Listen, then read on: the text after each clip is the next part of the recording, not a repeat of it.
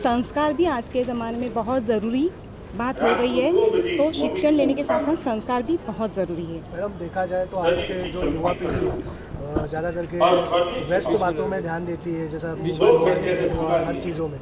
तो आज मंदिरों में या जो भक्ति की जो बातें उसमें ध्यान देते हैं, तो क्या कहना चाहिए युवाओं को? जिस तरह आज की युवा पीढ़ी सोशल मीडिया में बहुत आकर्षित हो रही है, उसी के साथ साथ सोशल मीडिया जिस तरह से अपने जीवन और आगे के उन्नति के लिए आवश्यक है, उसी तरह अपने संस्कार और संस्कृति उसी की भी बहुत आवश्यकता आज के समाज में, आज के पीढ़ी को है। यह पीढ़ी ने क्या करना है, सोशल मीडिया के साथ अपने समाज, अपना देश, अपने देश की संस्कृति, पूरे वर्ल्ड में अपना भारत देश इसके संस्कृति नाम से अलग से जाना जाता है। उस संस्कृति को हम लोग ने जपना चाहिए, उसकी संस्कृति को आगे बढ़ाना चाहिए। और जो भारत देश का नाम संस्कृति लिए ज़्यादा प्रचलित है पूरे वर्ल्ड में, उसी को हमें आगे बढ़ाना है और वैसे क्वालिटी वही रखनी है हमें। Thank you sir. आपसे मिलिए।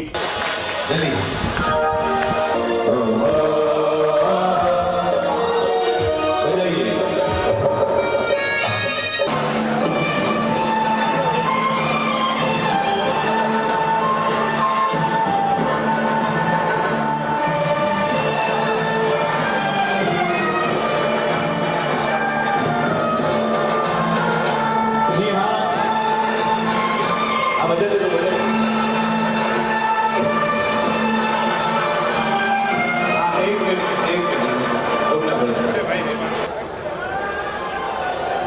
अब लिखी गई कोई किताब जिनमें सिर्फ मॉरल कल्चर स्पिरिचुअल की बात है, उनको इतनी हाईलाइट देना, वो एक बात तो निश्चित तौर से कहता है कि करीबन कितने सालों के बाद ऐसे प्रधानमंत्री मिले हैं कि जो अपनी सत्ता से ज़्यादा संत को टॉप प्रायोरिटी देते हैं। और इससे हमें बहुत आनंद है। वो भी जैन समाज के लिए जिस तरह की बात उन्होंने की, ऐसा लग रहा था कि वो पूरी बुक पढ़ चुके हैं, क्या कहना चाहिए? हाँ, तो बुक आपने 4 दिन के पहले मंगवाई थी कि मुझे पढ़ना है, तो जैसे वो बोलते थे तो ऐसा लगा कि बुक पूरी शायद नहीं भी पढ़ी हो, मगर बुक के चैप्टर पढ़ करके वो खुश हुए होंगे, ऐसे उनके वक्तव्य को सुन के लग रहा है। अच्छा, जनता को और मोदी जी को कुछ कहना चाहेंगे? हमारे मोदी जी को मैं इतना ही कहना चाहूँगा, सत्ता और संतों के बीच में अब तक जो वॉल थी, आपने ब्रिज बनाने का प्रयास शुरू किया है। वो ब्रिज इतना मजबूत बनाओ कि किसी की ताकत ब्रिज के कंकर को भी तोड़ने की न हो, और संत और सत्ता दोनों मिल करके हिंदुस्तान को पूरी दुनिया में टॉप पे ले जाए। से तैयारी चल रही है इस बार? नहीं, आज डेढ़ साल से मानसिक तौर पे तैयारी चालू थी और बाद में उसको एप्लीकेशन किया गया आज पिछले 2 महीने के पहले।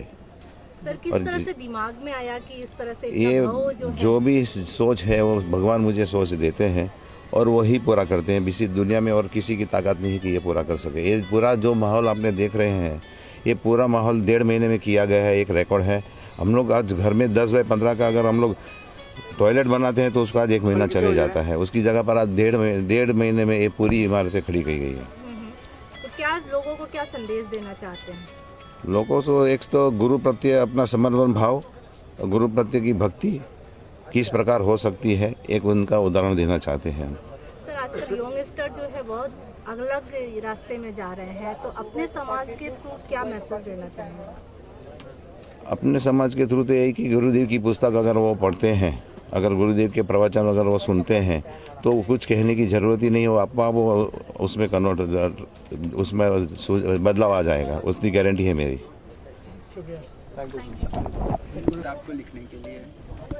किताब को लिखने के लिए तो जो देश का माहौल देखा मैंने, एक बाप अपने बेटे को 10 करोड़ रुपया देके जाता है और बेटा यदि जुआ में और वाइन में ही पैसा उड़ा देता है, तो बाप को व्यथा तो होती है कि मेरी विरासत को बेटा क्या कर रहा है।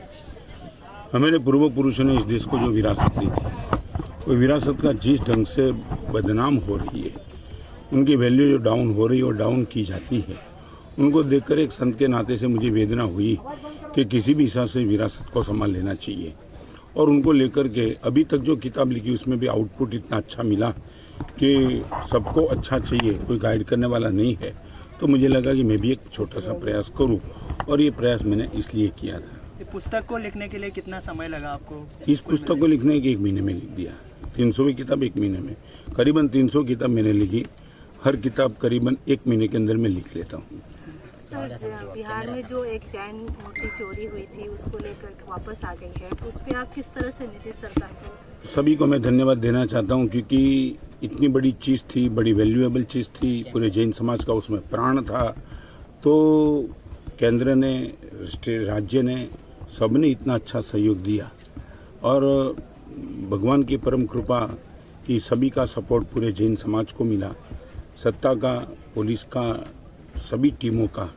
और इसलिए एक मन में भाव था कि मूर्ति मिले तो हमें अखंड मिले, यदि मिल भी जाए टुकड़े कर दिए तो फिर मूर्ति का कोई महत्व नहीं था।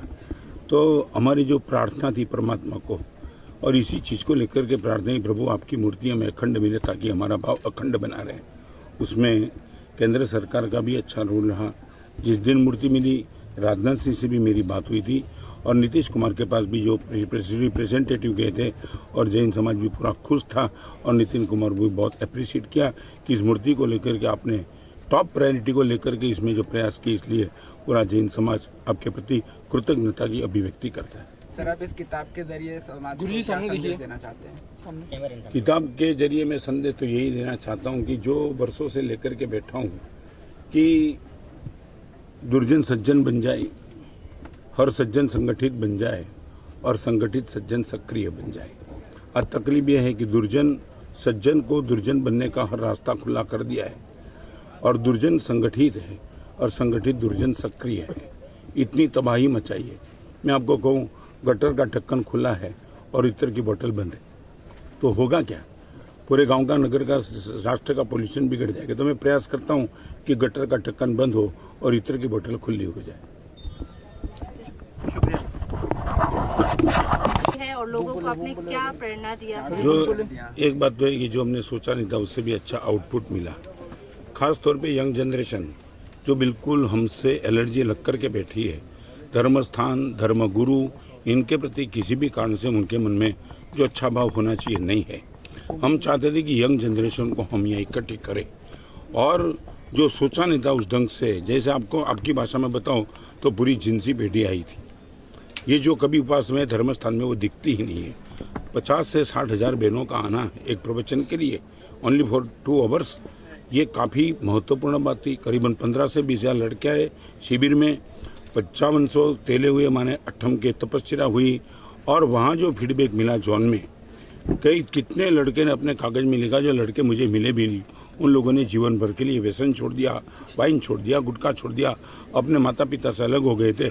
उन लोगों ने माता पिता के घर जाने का तय किया, माता पिता को घर में बुलाने का तय किया।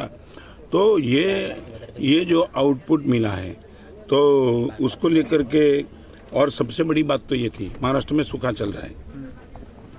हमारे मन में सबसे पहले भाव आया था, वो ये भाव था कि महाराष्ट्र के सूखा के लिए हम कुछ क्या कर सकते हैं। तो अलग अलग गौशाला और पांजरापुर में जो पशु बैठे थे, करीबन 100 पांजरापुर में करीबन 1 लाख रुपया की राशि, माने 1 करोड़ रुपया की राशि इसी पांजरापुर में देने का प्रयास किया। 3000 जो साधर्मिक थे, वो भी कमजोर थे आर्थिक स्थिति से, उनको भी अच्छा बिठाने का, उनकी भी आर्थिक स्थिति अच्छी करने का प्रयास किया। और चेन्नई में 3000 किट भेजी, ये जो रिक्वायरमेंट थी चेन्नई में आई थी। तो ऐसा ही नहीं कि इसी क्षेत्र में संपत्ति का सदुपयोग, जहाँ जहाँ भी रिक्वायरमेंट थी हर जगह याद करते करते करते वहाँ पैसा भेज दिया।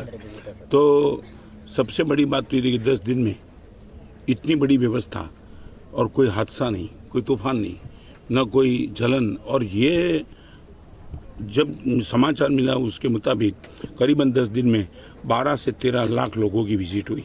इट वॉज रियली मिरेकल कि कुछ ऐसा कोई प्रलोभन नहीं था कि जाने में मन हो, मगर 13 लाख 12 लाख लोग आए। इससे हम तो बहुत तृप्त हैं। सर, आजकल काफ़ी बच्चे जो है वो ISIA में ज्वाइन होने जा रहे हैं, तो आप अपना मैसेज क्या दें? मेरा ये मैसेज देना चाहता हूँ, कोई भी बच्चे ISIA में कि कहीं भी जा रहे हो, हिंसा, वैर और क्रोध, इनके रूट में हमें जाना पड़ेगा। ये डाली पत्ते काटने से हमारा कुछ नहीं, उनका रूट क्या है। और रूट में सबसे बड़ी बात है, हमारी हिंदुस्तान की मैं बात करना चाहता हूँ कि हिंदुस्तान की पूरी शिक्षा व्यवस्था में हर जगह कैरियर की बात है, एक भी लेसन कैरेक्टर का नहीं है। जिस बच्चे को, इनका फाउंडेशन ही कैरेक्टर होना चाहिए। और आपने सबने भी इंग्लिश कोटेशन सुना है, if wealth is lost nothing is lost, health is lost something is lost, but if character is lost everything is lost. जब आप बोलते हो कि एवरीथिंग इज लॉस्ट, तो पूरे केजी से लेकर के एमबीए तक एक भी क्लास के एक भी पाठ में कैरेक्टर की कोई बात ही नहीं है। तो जिस बच्चे को तुम कैरेक्टर के संस्कार ही नहीं देंगे वो बच्चे क्या पैदा होंगे। घर में क्रोध है, ये तो आईएएस की बात तुम करते हो, घर में क्रोध है, घर में वैर है, घर में हिंसा है। अभी तुमने 4 दिन के पहले पढ़ा होगा, माँ ने अपनी बेटी को चूल्हे में डाल दी, लड़का 10 रुपए के लिए माँ का खून कर रहा है। तो ये सब क्या है। विदाउट मैं बड़ा था तब कैरेक्टर थी, कैरेक्टर का पार्ट था, और अभी कैरेक्टर टोटली निकल गया है। यदि इस दिक्कत को, इस तकलीफ को परिवार से, समाज से, राष्ट्र से दूर करना हो तो कैरेक्टर को टॉप प्रायोरिटी दिए बिना इनका कोई अंतिम इलाज नहीं है।